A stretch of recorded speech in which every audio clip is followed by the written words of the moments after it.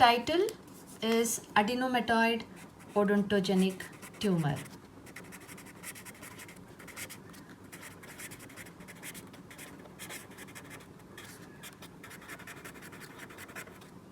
It is a benign neoplasm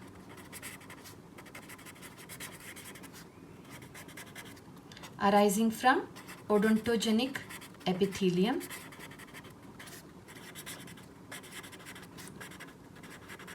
Some of them think it is to be a hematomatous lesion.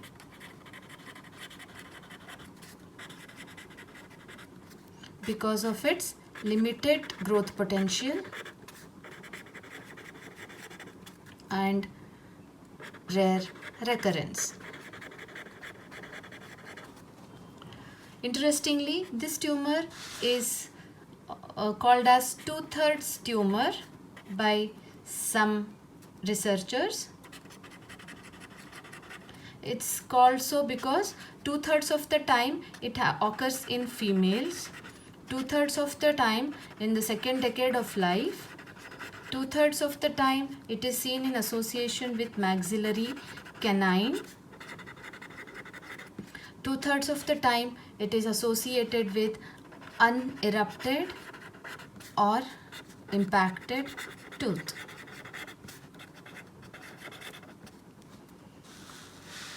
Radiographically, this tumor shows mixed radiopacity and radiolucency and giving a snowflake appearance.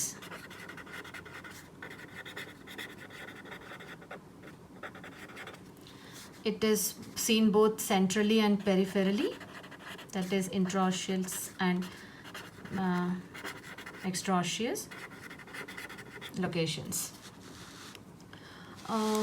What is the cell of origin for this tumor? Histogenesis. That is, there are few theories. One, it is thought to be arising from the enamel organ, the cells of the enamel organ. So this is the oral ectoderm, this is the dental lamina, and this is the dental organ or the enamel organ. So this is the ectoderm. So this entire thing can give rise to, any cell from this entire region can give rise to adenomatoid odontogenic tumor. This is the enamel organ, can give rise to adenomatoid odontogenic tumor. It can also arise from the lining of the dentigerous cyst. Another histogenetic concept is, this is the dentigerous cyst, which is associated with the crown of an unerupted tooth. So the lining of the dentigerous cyst can also give rise to adenomatoid odontogenic tumor. Next, it can come from the rests of the Hertwig's epithelial root sheath. So that is basically the rests of molasses. Cell rests of molasses, especially of the deciduous teeth or even the permanent teeth, can give rise to adenomatoid odontogenic tumor. And these rest cells are seen in the periodontal ligament, in the Hertwig's epithelial root sheath that's broken, degenerated, and remaining cells are called as the cell rests of molasses, and they give rise to this tumor. And also this can arise from the dental lamina, cells of the dental lamina. It can be cell rests, so the cells of dental lamina. Cell rests of dental lamina are called as the cell rests of serrae. So these are the various cells that can give rise to adenomatoid odontogenic tumor. Now coming to the microscopy of this tumor.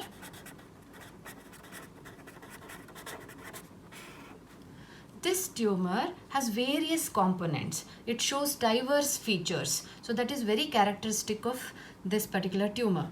Now, what are the components of this tumor?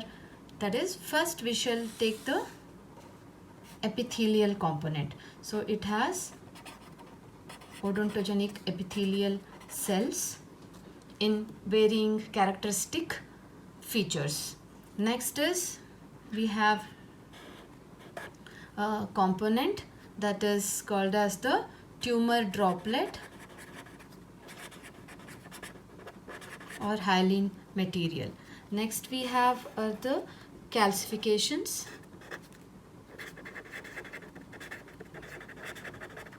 Similar to what we see in calcifying epithelial odontogenic tumor. Next is the connective tissue component or the fibrous stroma. All this in a connective tissue fibrous capsule. So all these components are encapsulated by a fibrous capsule.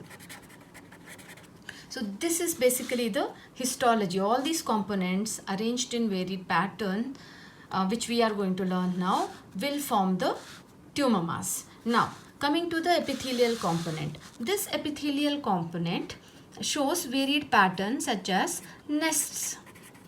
Basically we have spindle cells, cuboidal cells, columnar cells proliferating in different patterns to form the epithelial component. Now the varied patterns, first thing is what we see is nodular patterns, nodular proliferation of the epithelial cells, and these nodules basically are formed by the nests. So tumor nodules that we see in adenomatoid odontogenic tumors are mainly composed of the nests of the epithelial cells, which can be spindle cells or cuboidal cells or even columnar cells. And sometimes they are arranged in strands. So these strands generally we see between the nodules. They are seen between the nodules, and sometimes they are seen also in the subcapsular region. When they are seen here, they generally show plexiform pattern, they show trabecular pattern of proliferation, cribriform pattern, etc. So these are the various patterns of these strands that we see in the subcapsular region when they proliferate in form of strands. Next we have another epithelial arrangement called as rosette-like, arranged in the pattern of flower petals, that's called as rosette. Rosette-like structures we see in this tumor, very characteristic of adenomatoid odontogenic tumors. They also form tumor nodules. Next we see a pattern that is duct-like arrangement of cells. They form the microcysts. These ducts are scattered in the tumor mass in varying sizes. They have a lumina and there will be eosinophilic material inside.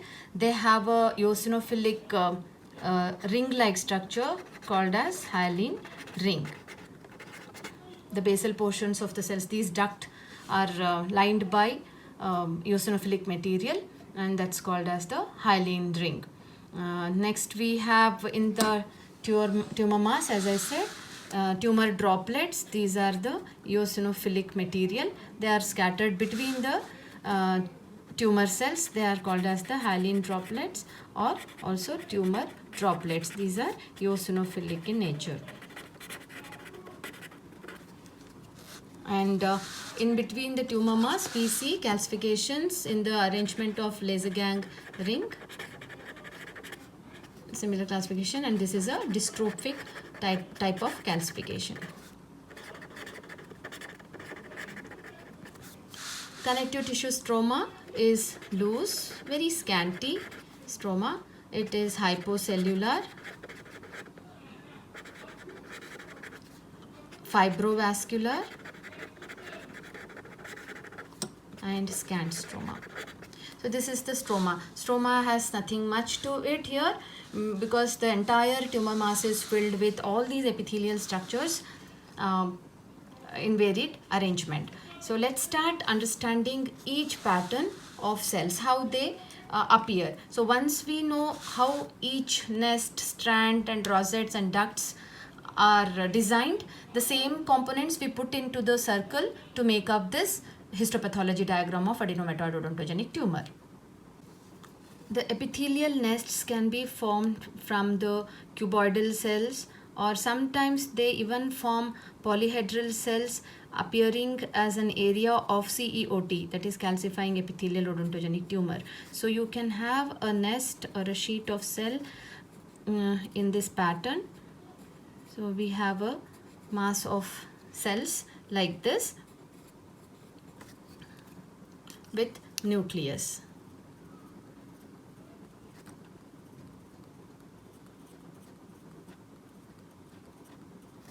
Sometimes they are clear and sometimes they show eosinophilic cytoplasm appearing as areas of CEOT. The nest can be made from spindle cells as well. So we may have nests of cells which are spindle forming a whole pattern. So such tumor nests also will be seen in the tumor mass. So this is another arrangement of epithelial cells.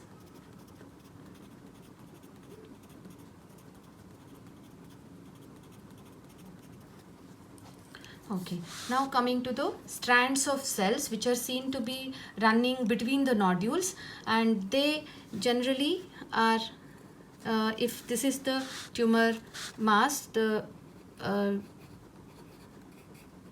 this tumor mass are surrounded by the strand cells, spindle cells arranged in strands.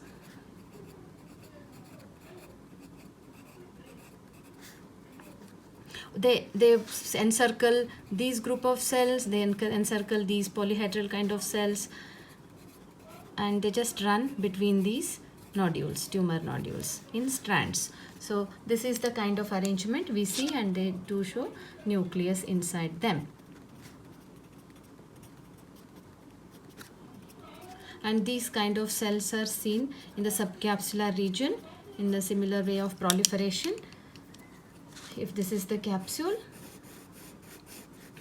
in the stroma, in the subcapsular region, these cells are seen to be proliferating in plexiform pattern.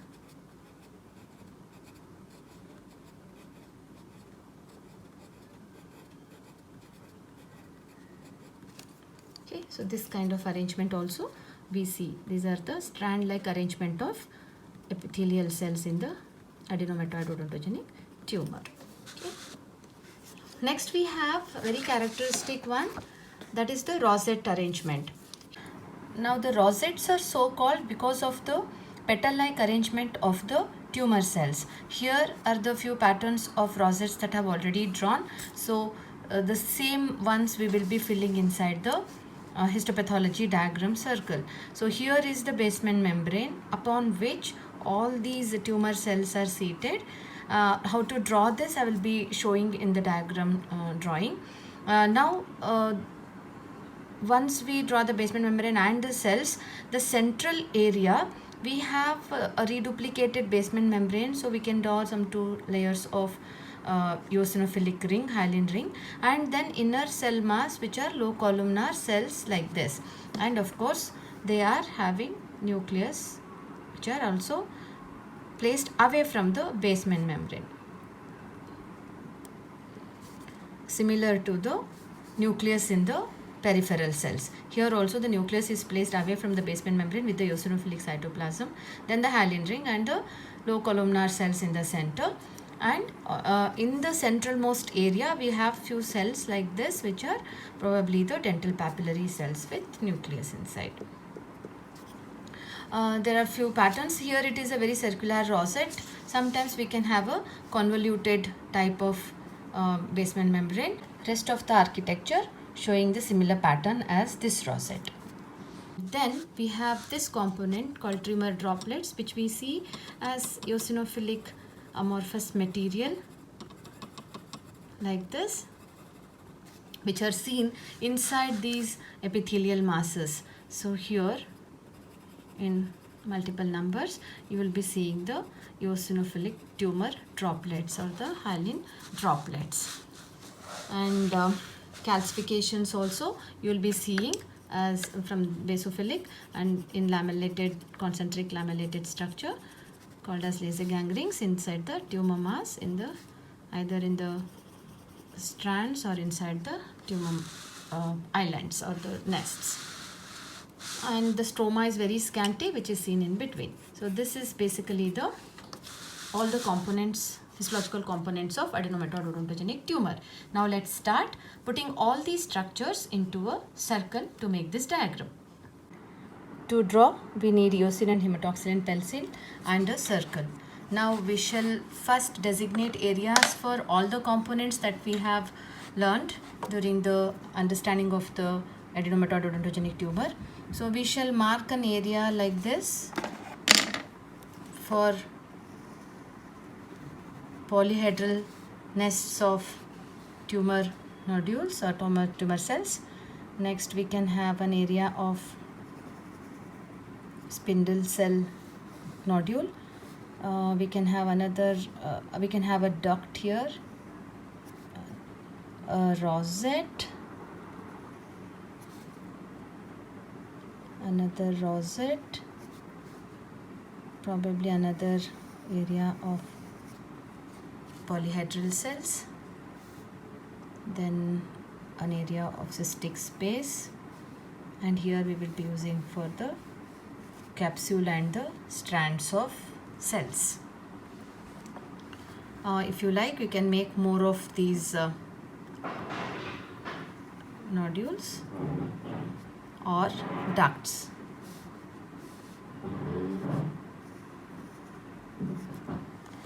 We shall start drawing all the components. So if it is a polyhedral group of cells, we will be drawing cells like this.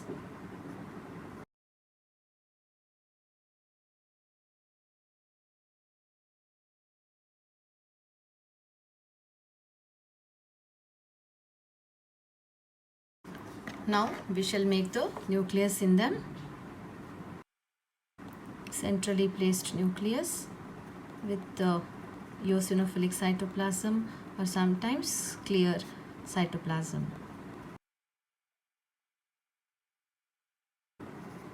Make the eosinophilic cytoplasm around the nucleus. Next we can take up another island of cells to draw the similar type of cells.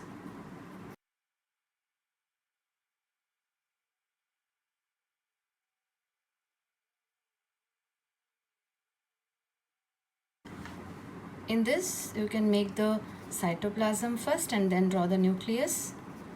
Just different ways of drawing is what I'm trying to show you here. Draw the nucleus. Now we have polyhedral tumor cell nests. Next we can have the spindle shaped cell nests. So we can use this or this as the mass of spindle cells.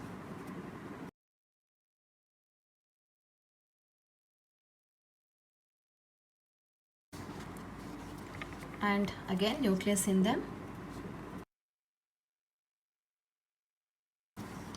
Next we can start doing the rosettes. As we have already drawn the rosettes, it should be simple to draw now. Now we draw the rosettes just to make an outline like this so that all the cells will be at the same level. So this is the basement membrane upon which these rosettes cells are seated, the tumor cells. Similarly, another rosette here. To get all the cells at the same level, I am just drawing another faint line here.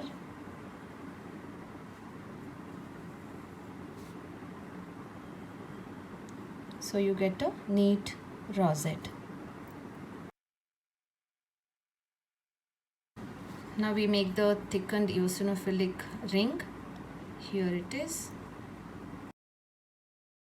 And we draw the central low columnar cells.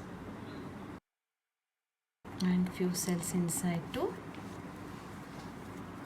Similarly, for this, here we will not be thickening the basement membrane. We'll just keep it as a thin ring. Just few variations of the rosette and the low columnar cells. And central cells, they are mostly the dental papillary cells.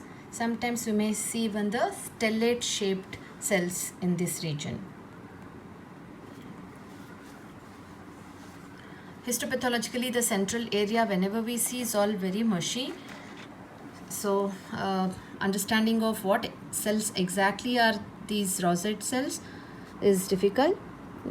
Probably it's the histogenesis, saying these are the amyloblast-like cells with the inner layer of columnar cells, probably the odontoblasts. And we do the nucleus, which are peripherally placed away from the basement membrane. And the inner cells also have the nucleus that are placed away from the basement membrane. And we make few nucleus in the center too. And the cytoplasm is eosinophilic. Next we can draw the ductal cells. These are pseudoducts. So the cells are placed outside the basement membrane. They are called as duct-like structures, lined by either columnar or cuboidal cells. So a duct like this with another hyaline ring, and we can draw another duct here with the thicker basement membrane and a columnar cell. As I mentioned, to show that all these cells are at the same level, you can draw a faint outline.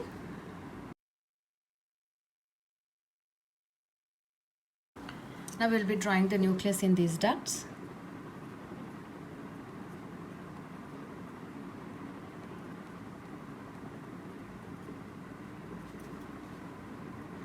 Nucleus in these columnar cells again are placed away from the basement membrane and the eosinophilic cytoplasm. Next we can start making the cells that are spindle shaped cells running between these nodules. That is, we start with the peripheral strands of cells. Please sharpen the pencils whenever you feel it is needed.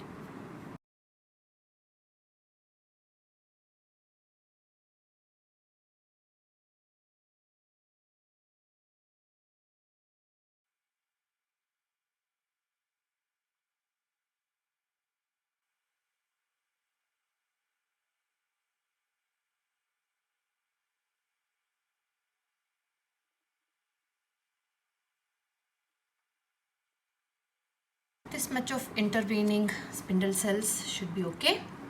Now we draw the nucleus for all these cells.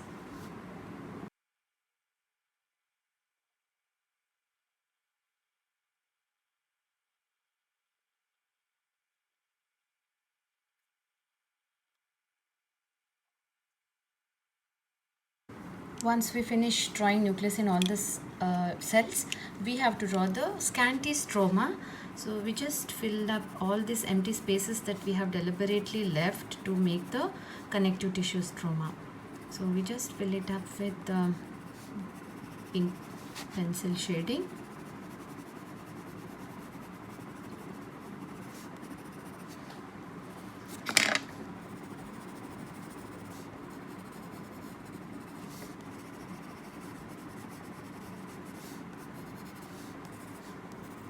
Is the cystic space, just fill it up with little eosinophilic material.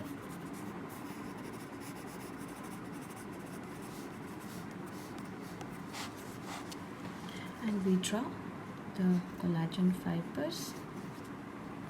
It's a hypocellular connective tissue stroma with few fibroblasts and 1 or 2 blood vessels.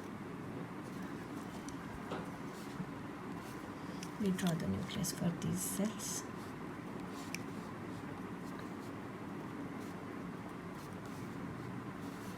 Blood vessel cells. So this is pretty much all the components of epithelial cells that we learned. We have nodules of polyhedral cells, we have nodules of spindle cells, we have duct-like spaces of 2 varieties, and we have rosettes, and we have a cystic space. And these are the strand-like arrangement of cells, of the neoplastic cells, and then in between we have cells running between the nodules. Now the other 2 components, that is the tumor droplets, which is the hyaline material, eosinophilic material or eosinophilic material, and we have to, these are basically an attempt at forming the dentin. So we can form them between, make them between the tumor cells like this. They are quite dark. This is very characteristic feature that we see in adenomatoid odontogenic tumor.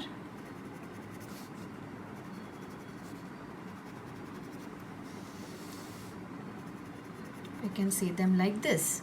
These are the tumor droplets, and as I said, this can be enameloid or dentinoid material. And next we have are the calcifications. See, these calcifications are dystrophic calcifications. Again, they can be formed near in the stroma.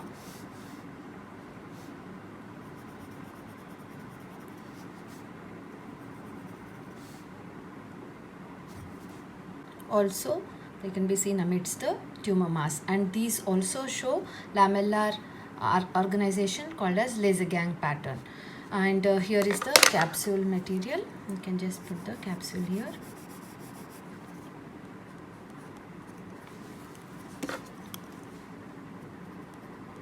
So subcapsular region showing the strand-like arrangement. Now this is the drawing of aorta. Now we shall start labeling this diagram. These are this we can write it as the capsule, connective tissue capsule.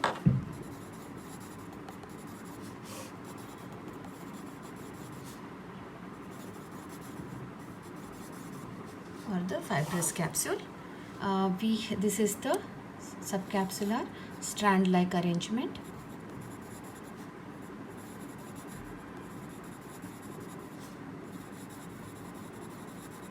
Strands of neoplastic cells. Next we have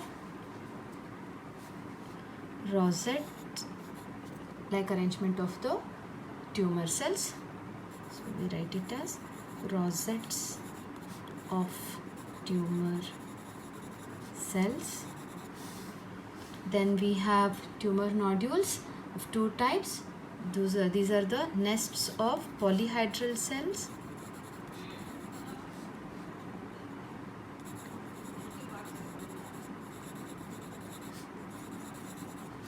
Then we have these spindle cell nodules.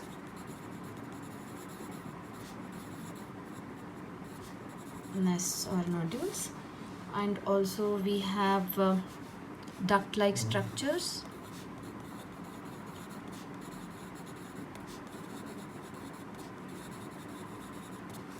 We have this as the cystic space. These are the tumor droplets.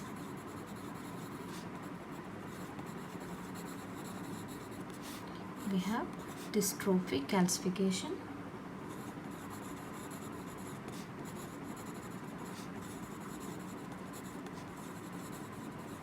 In the laser gang pattern. Then we have connective tissue stroma, very scanty. scanty connective tissue, stroma. These tumor droplets, you can also write it as eosinophilic droplets. So this is the drawing of adenomatoid odontogenic tumor.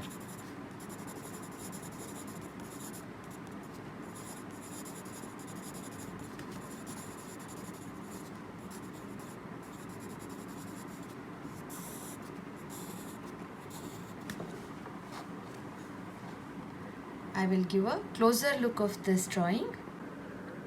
You can appreciate all the cell morphology